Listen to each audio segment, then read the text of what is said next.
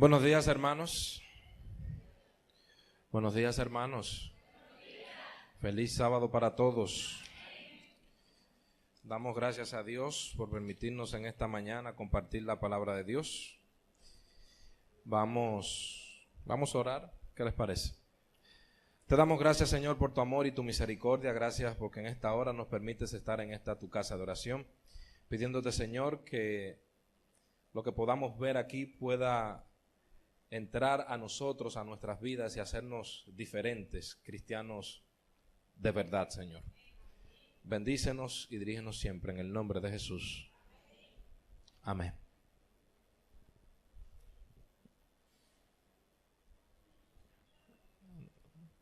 Ok.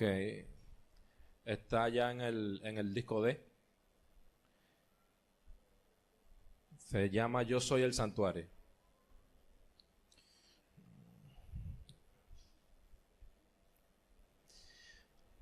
Bien, hermanos, si yo le preguntara a ustedes en esta mañana, ¿cuál es la doctrina fundamental de la Iglesia Adventista que nos identifica a nosotros como adventistas del séptimo día, valga la redundancia? ¿Qué usted me diría? ¿Qué usted me diría? El santuario.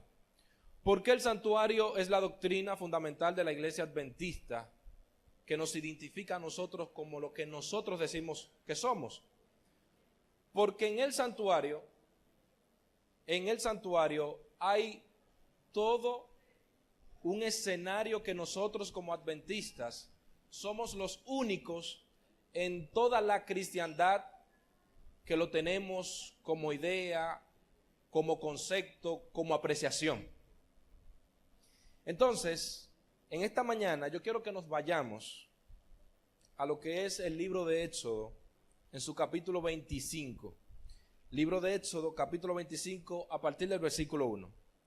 Jehová habló a Moisés y le dijo: di a los hijos de Israel que recojan para mí, ¿qué cosa? Una ofrenda. De todo hombre que la dé voluntariamente de corazón, recogeréis mi ofrenda. Esta es la ofrenda que aceptaréis de ellos: oro, plata, cobre, azul, púrpura, carmesí, lino fino, pelo de cabras, pieles de carneros teñidas de rojo, pieles de tejones, madera de acacia, aceite para el alumbrado, especias para el aceite de la unción y para el incienso aromático, piedras de ónice y piedras de engaste para el efod y para el pectoral.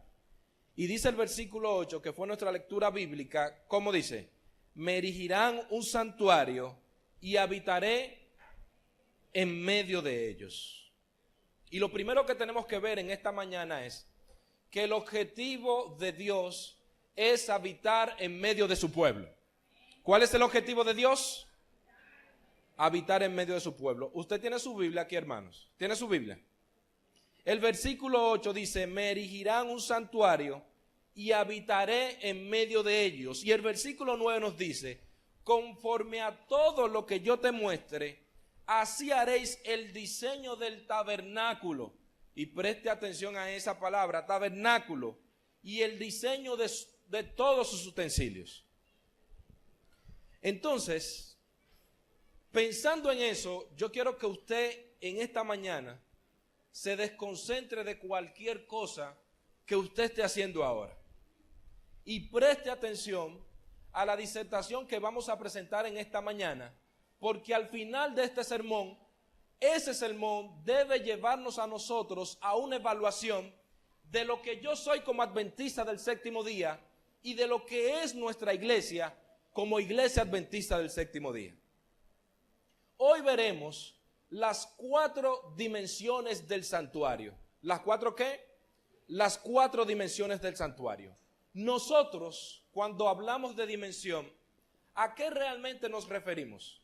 La dimensión son magnitudes físicas que propiamente se pueden medir, pero desde un aspecto, podemos decirlo, más intelectual o más aplicado hacia lo que a nosotros nos interesa, la dimensión es lo que nos dice el concepto de lo que nosotros estamos hablando. O sea, el santuario tiene dimensiones y esas dimensiones tienen que darnos a nosotros una idea de lo que verdaderamente es el santuario. El ser humano también tiene dimensiones. Y antes de entrar a las dimensiones del santuario, vamos a ver cuáles son esas dimensiones del ser humano. Nos dice que el ser humano tiene una dimensión biológica. ¿Una dimensión qué? Esta dimensión nos dice a cada uno de nosotros que nosotros somos responsables de lo que sucede con nuestro propio cuerpo. ¿De qué nosotros somos responsables? De lo que nos sucede a nosotros con nuestro propio cuerpo. O sea, nosotros tenemos la conciencia de que tenemos que cuidar el cuerpo, ¿verdad que sí? Eso es la dimensión biológica del ser humano. Pero también el ser humano tiene una dimensión psicológica. Esa dimensión nos dice a nosotros propiamente qué es lo bueno y qué es lo malo. En el crecimiento que usted tiene como persona, usted va interactuando con algunas circunstancias, con algunas incluso lineamientos o educación para nosotros entender perfectamente lo que es correcto y lo que es incorrecto. Pero también el ser humano tiene una dimensión social. Esa dimensión social es lo que le permite al ser humano vivir en armonía con el ambiente que le rodea. Porque, por ejemplo, cuando una persona se dedica al atraco o al asesinato, al homicidio, a esa persona en los medios usted le dice, ese es un anti-¿qué? Un antisocial. ¿Por qué? Porque hay una dimensión del ser humano que es social, que le permite llevarse bien con el ambiente que lo rodea. Y la cuarta y última dimensión del ser humano es la dimensión espiritual, que es el ser humano entiende perfectamente qué tiene que hacer para estar en paz con Dios, con lo que Él cree, con lo que Él piensa, con la fe. Ahora bien, el santuario tiene 4 dimensiones importantes que las vamos a detallar una por una y vamos a ver específicamente qué tiene que ver cada una de ellas. La primera dimensión del santuario es la dimensión tipológica, la dimensión cristológica es la segunda, la eclesiológica es la tercera y la escatológica es la cuarta. ¿Y dónde nosotros vemos cada una de ellas? Pues en la misma Biblia, ¿verdad que sí? Entonces, en su primera dimensión, que es la dimensión tipológica, esta dimensión nos dice que el santuario fue hecho por medio de un tipo que no estaba aquí en la tierra, sino ¿dónde? En el cielo. El mismo libro de Éxodo, capítulo 25, Dios le dice a Moisés, yo te voy a mostrar el santuario que tú debes hacer. ¿Qué le dice Dios a Moisés? Yo te voy a mostrar el santuario que tú debes hacerme. Pero ¿qué nos dice el libro de Hebreos, capítulo 8, su versículo 1 y 2? Váyase conmigo, por favor, a la Biblia.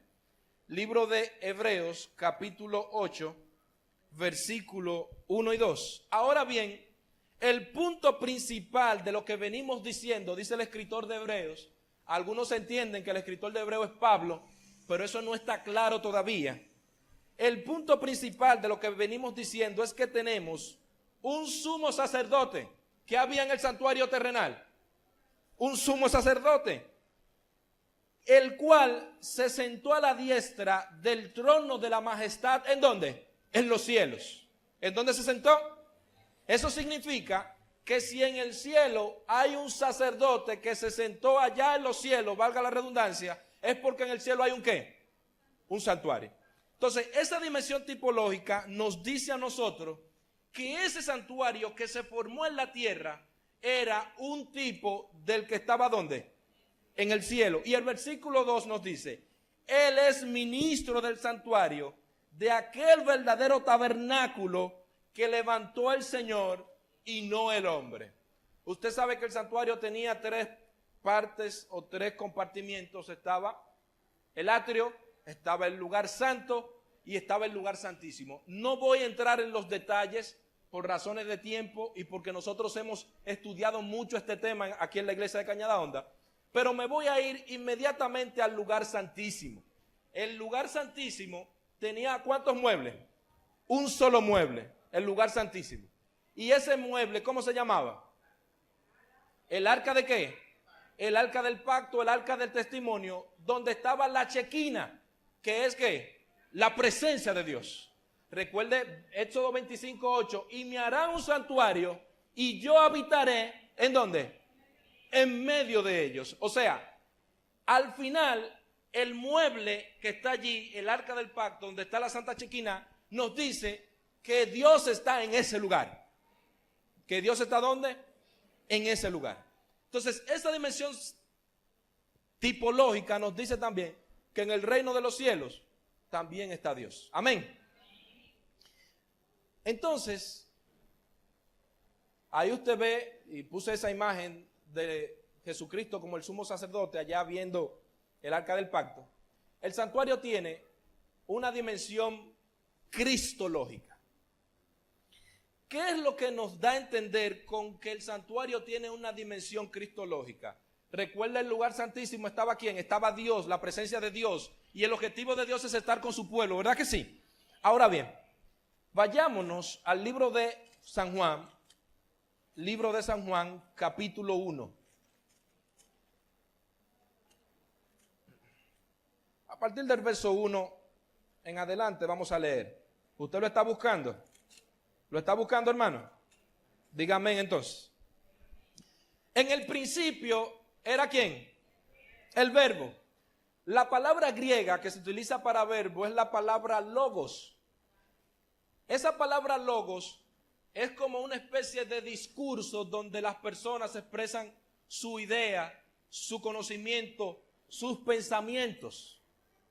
Entonces, cuando dice que en el principio era el verbo, nosotros tenemos que entender que Dios tiene dos maneras de expresar sus ideas, sus pensamientos, lo que Dios quiere.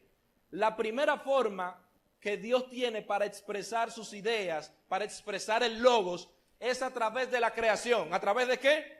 A través de la creación. Pero la otra manera en la cual Dios expresa su pensamiento, lo que Él quiere para nosotros, es a través de su revelación. ¿A través de qué? A través de su revelación. Y aquí nos dice que en el principio era el verbo y el verbo era Dios. Estaba en el principio con Dios. Está diciendo que si ese verbo que se está hablando ahí era Dios y estaba con Dios, entonces podemos relacionarlo directamente con el versículo 8 de Éxodo 25. Y me harán un santuario y habitaré ¿dónde? Donde está Jesús, ¿quién está también? Está también Dios. Pero ahí no es que nos vamos a quedar. Este estaba en el principio con Dios. Verso 3. Todas las cosas por medio de Él fueron hechas. ¿Por medio de quién? Por medio de Él fueron hechas. Y sin Él nada de lo que ha sido hecho fue hecho. En Él estaba la vida. Y la vida es la luz de los hombres. La luz resplandece en las tinieblas. Y las tinieblas no la dominaron.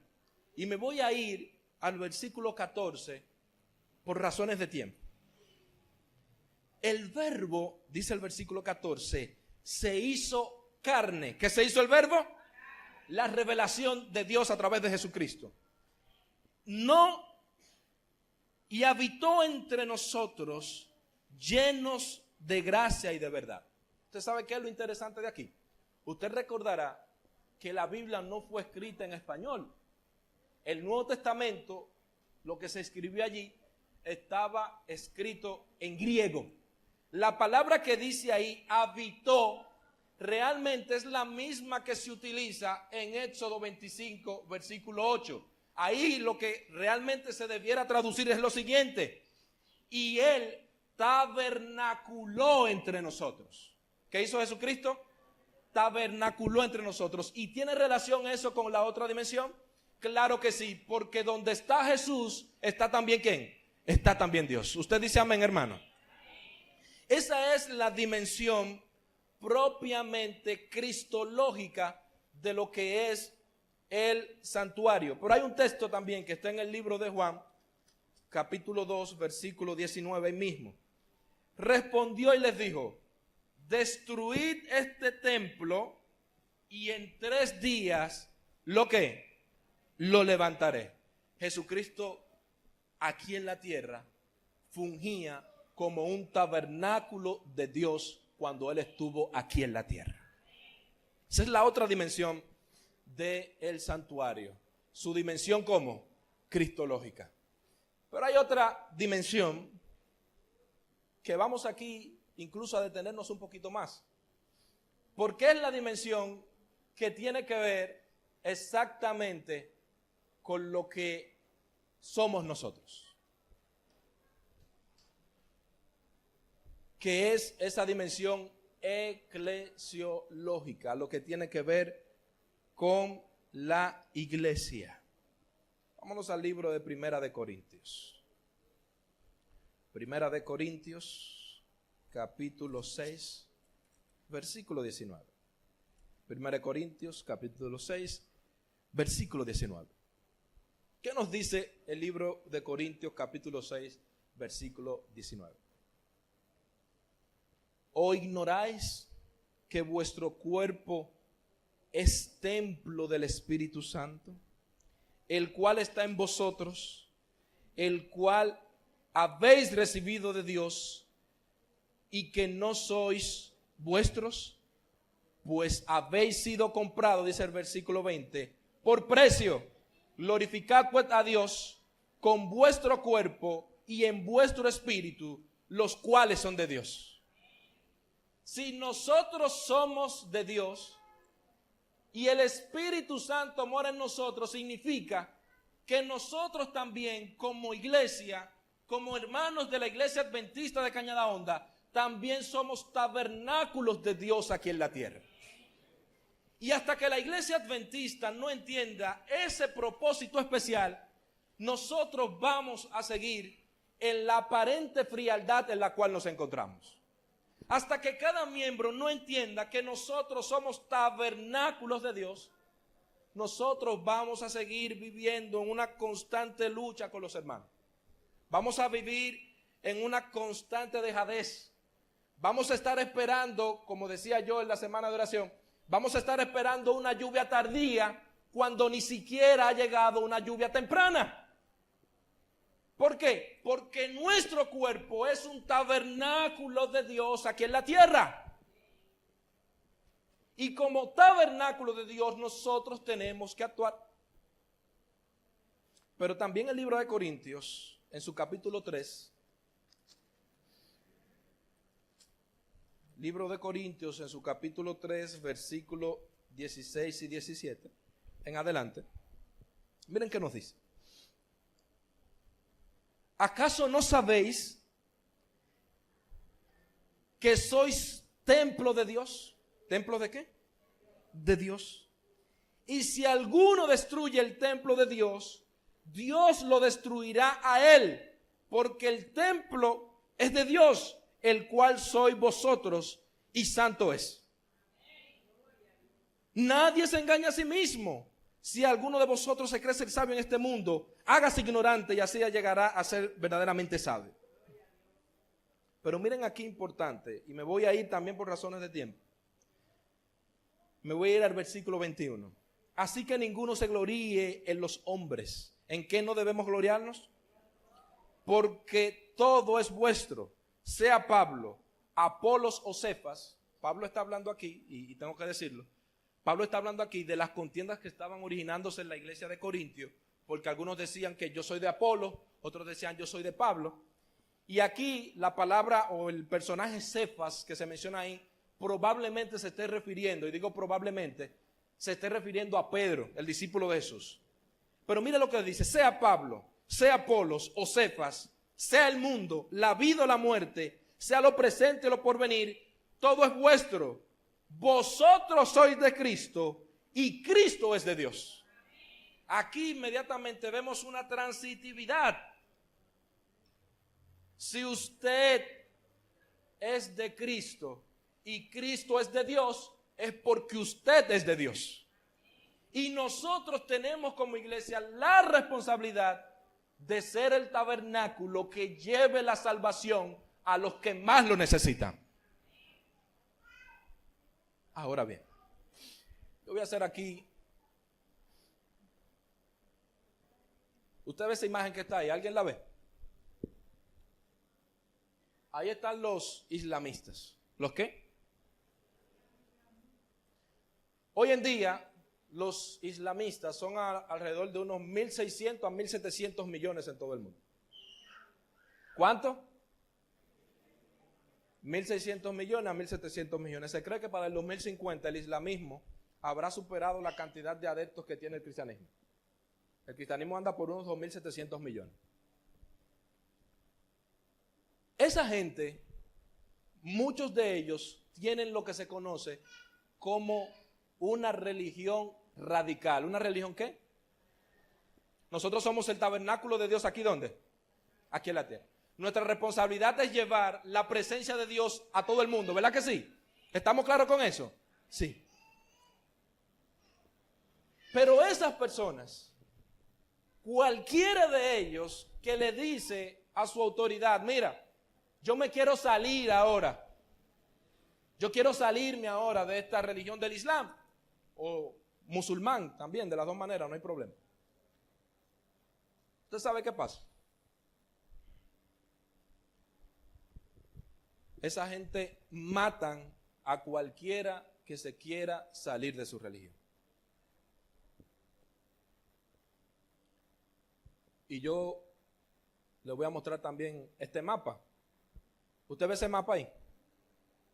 Todo lo que está en verde, todo lo que está en verde, son los países que practican la religión del Islam. Son poca gente, ¿verdad que sí? ¿Cuántos creen que son poca gente? Estamos hablando con un pueblo que tiene 20 millones, nosotros como adventistas. ¿Cuántos millones? Y la pregunta que yo quiero hacerles a ustedes en esta mañana, ¿cómo se le predicará a ellos? ¿Cómo llegará el mensaje?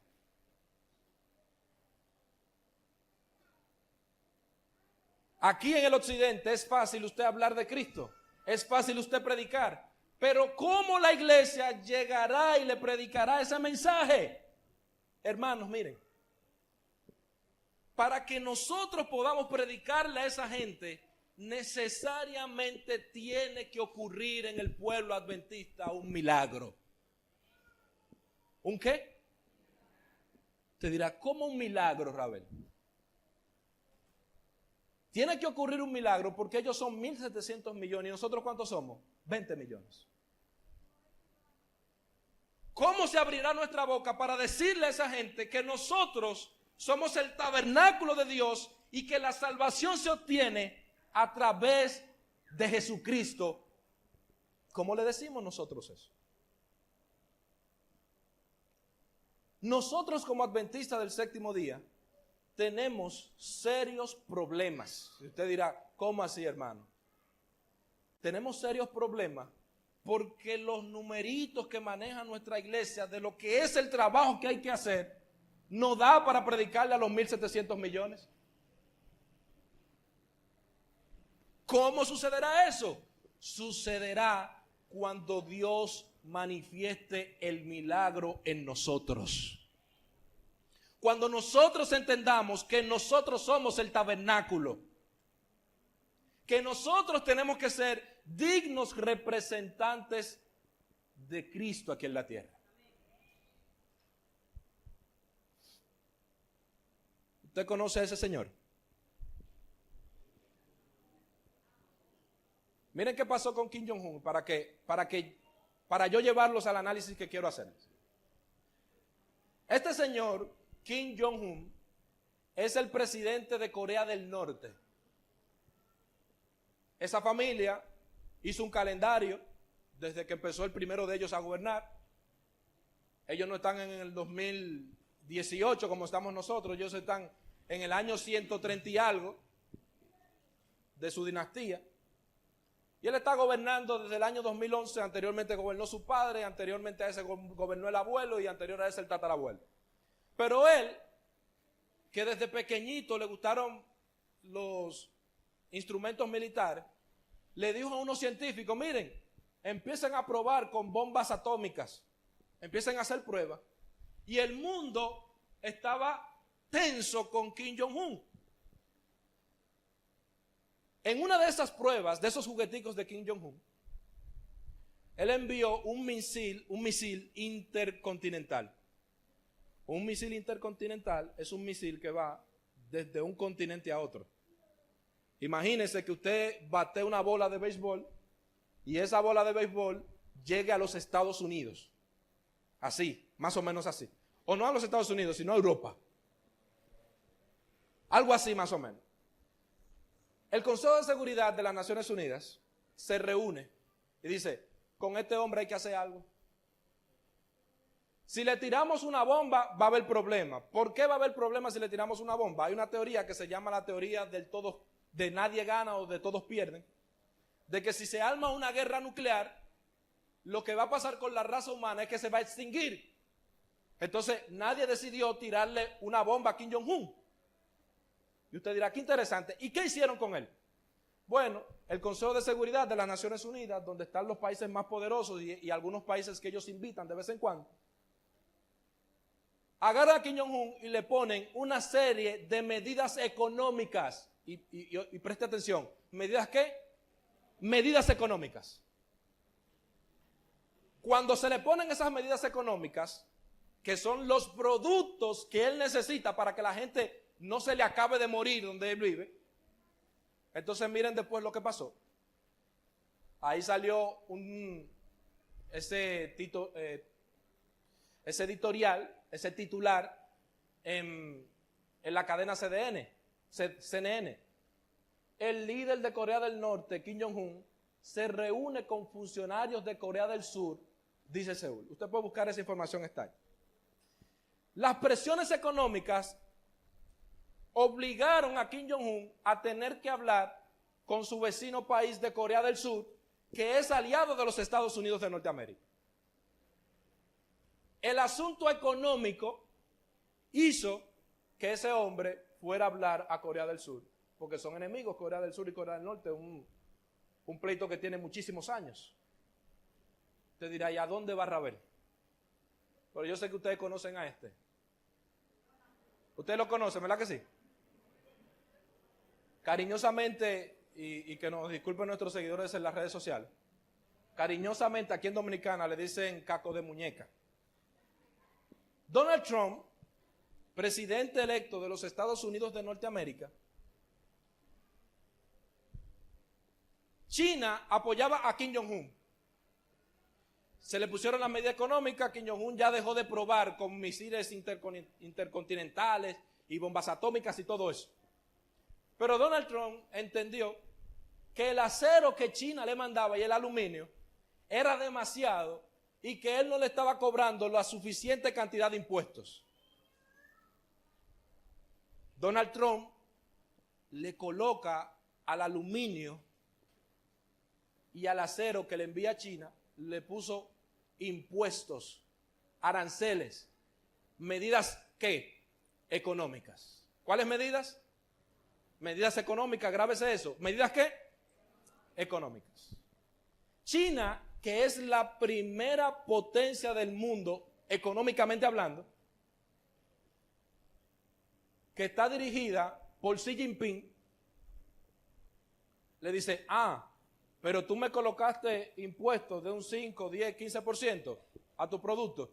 Pues yo le voy a colocar a los productos tuyos que entran aquí a mi país también impuestos de un 25%. ¿Qué le puso? Impuestos a los productos que entran a China desde los Estados Unidos, en lo cual está la soya. Inmediatamente China responde también con medidas económicas. Mire lo que pasó. Comienza la guerra comercial. China impone aranceles a 128 productos de Estados Unidos y la bolsa de Nueva York se desploma. ¿Qué pasó con la bolsa de Nueva York? Y yo le voy a hacer a ustedes la pregunta ahora, hermanos.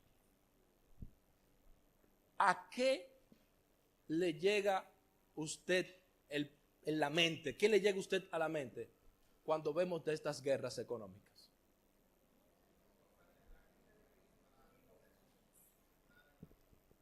¿Cómo? Sí, pues yo quiero que nos vayamos a la Biblia.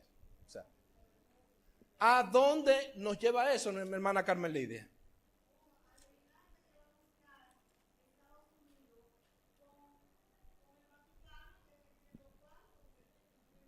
Pero eso es una interpretación.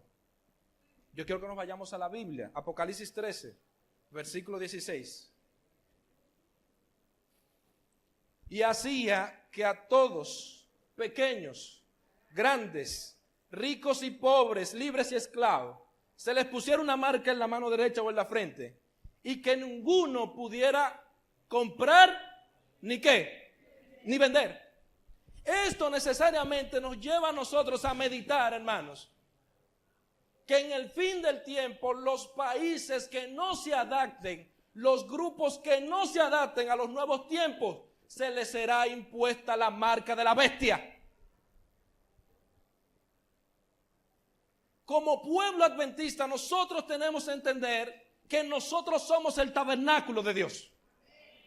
Y que como tabernáculo de Dios debemos permanecer inamovibles, inconmovibles, fuertes en nuestras condiciones, en nuestras convicciones. Pero ¿qué pasa con nosotros los adventistas? Nosotros los adventistas nos hemos conformado con que yo tengo la verdad. Sí, pero hay 1.700 millones de islamistas que no conocen tu verdad. No nos vamos a ir lejos. Yo le entregué a Robert los resultados del último estudio que se hizo esta mañana. Y ahí había una gran cantidad de personas que están a nuestro alrededor que no conocen este mensaje.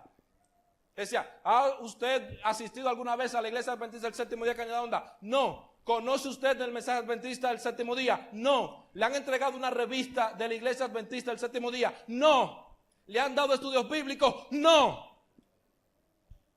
Y nosotros nos hemos quedado con que tenemos la verdad. Y es el problema de caer en esa condición laodicense que abre el libro de Apocalipsis capítulo 3. Esa condición que nosotros, yo lo tengo todo, me he enriquecido y no tengo necesidad de nada. Pero nosotros tenemos que entender que nosotros somos el tabernáculo de Dios. Y que esa dimensión eclesiológica debemos tenerlos aplicados. Hay jóvenes en esta iglesia que no están glorificando a Dios con lo que hacen. Hay adultos en esta iglesia que no glorifican a Dios con lo que hacen. Personas que con su matrimonio no glorifican a Dios. Personas que con sus amistades no glorifican a Dios. Personas que están pendientes a todo lo que ocurre en el mundo, pero no están pendientes de lo que sucede en su interior, que lo lleve a una extensiva meditación del cambio que debe ejecutarse para ser un correcto tabernáculo de Dios.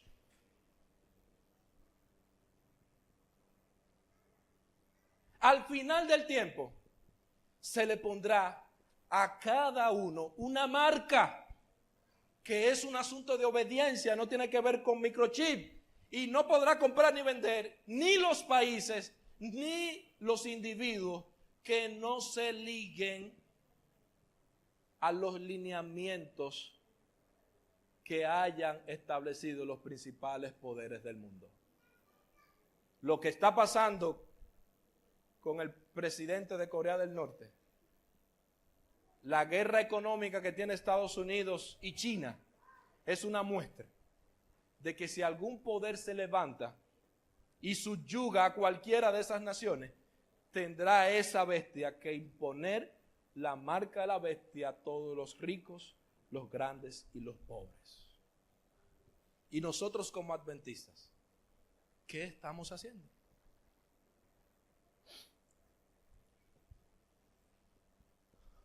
Para terminar, el santuario tiene una dimensión escatológica. ¿Tiene una dimensión cómo? Esa dimensión es fácil. Apocalipsis 21. Apocalipsis 21 del 1 al 4. Entonces vi un cielo nuevo y una tierra nueva, porque el primer cielo y la primera tierra habían pasado, y el mar ya no existía más.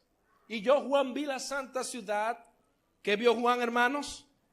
La santa ciudad, la nueva Jerusalén, descender del cielo, de parte de Dios, ataviada como una esposa, hermoseada para su esposo. Y una voz del cielo que decía: el tabernáculo de Dios está ahora con los hombres. Él morará con ellos. Ellos serán su pueblo y Dios mismo estará con ellos como su Dios. Hermanos, la otra dimensión escatológica del santuario nos lleva a meditar que nuestro lugar no está aquí en la tierra, que Dios establecerá su tabernáculo en el fin del tiempo, que será la nueva Jerusalén. Pero para ir a la nueva Jerusalén, en lo que nos toca a nosotros, en nuestra dimensión de iglesia, nosotros tenemos que entender que nosotros somos el tabernáculo en este tiempo. Y que las personas deben ver a Dios a través de mí. Deben ver a Jesús a través de mí. Deben ver a un Cristo que viene por segunda vez a través de mí.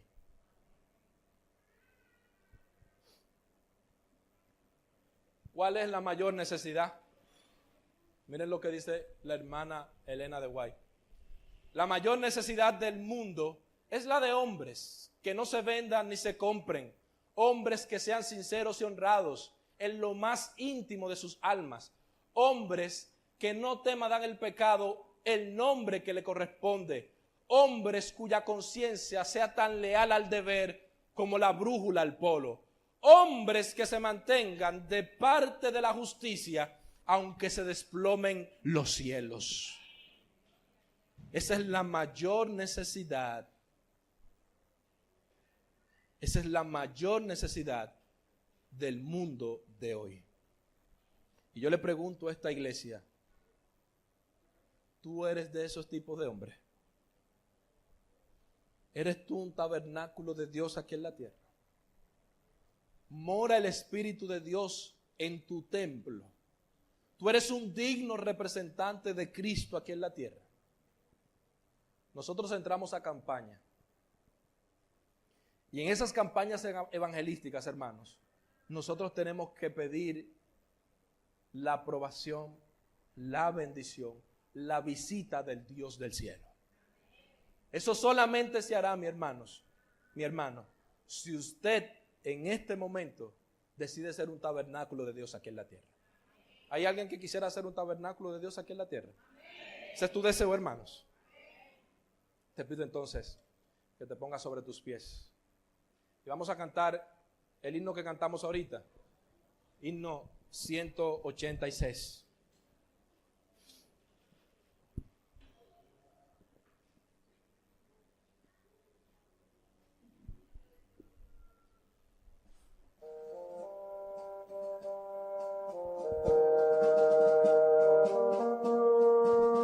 Hace años escuché.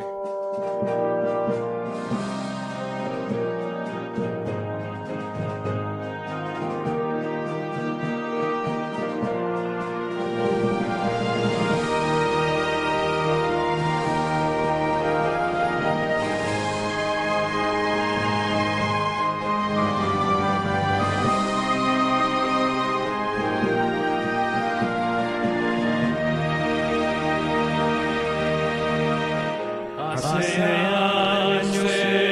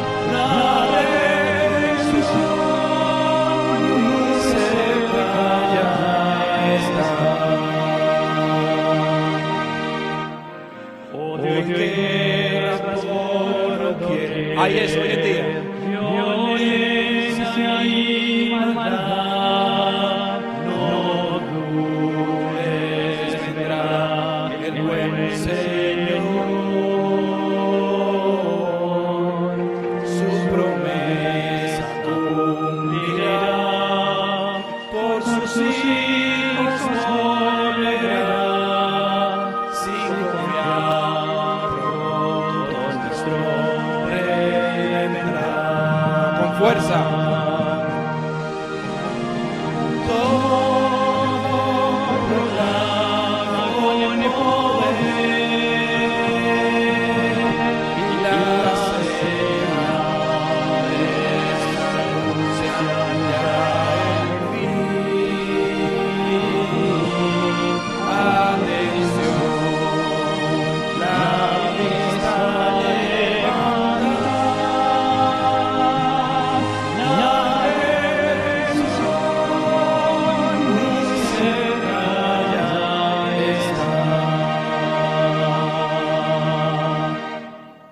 En el 2015 se levantó un programa juvenil que decía: yo soy el mensaje. Yo soy el mensaje. Todavía andan por los church y teachers por ahí. Ahora yo quiero que le diga usted al que está a su lado: yo soy el tabernáculo. Que cada uno, hermanos, en esta mañana pueda proponerse cada día ser el tabernáculo de Dios aquí en la tierra. Para que Dios pueda habitar en medio de nosotros, pueda habitar en nosotros y hacernos cristianos idénticos a nuestro Salvador Jesucristo. Te damos gracias, Señor, por tu amor y tu misericordia. En esta hora, Señor, agradecidos estamos de tu presencia, de tu amor, de tu misericordia. Pidiéndote, Padre, Señor, que cuando el tiempo comience a ponerse mucho más difícil todos los días, en vez de nosotros correr de un lado para otro desorientados, que vayamos y nos alojemos bajo las alas de tu poder, Señor, bajo la sombra del Omnipotente. Porque en tus alas, Señor, hay un seguro descanso. Porque en ti nosotros somos más que vencedores. Nosotros no podemos luchar contra la bestia que sube del mar, ni la que sube de la tierra, ni podemos luchar contra el dragón, pero sí podemos seguir el cordero por donde quiera que vaya. Y ese cordero vencerá, Señor, esa triple alianza. Ese cordero, Señor, será coronado como Rey de Reyes y Señor de Señores. Y en la coronación de Cristo, Señor, nosotros queremos estar. Y queremos de una vez y por todas, Señor, entrar en ese tabernáculo. En esa nueva Jerusalén, Señor.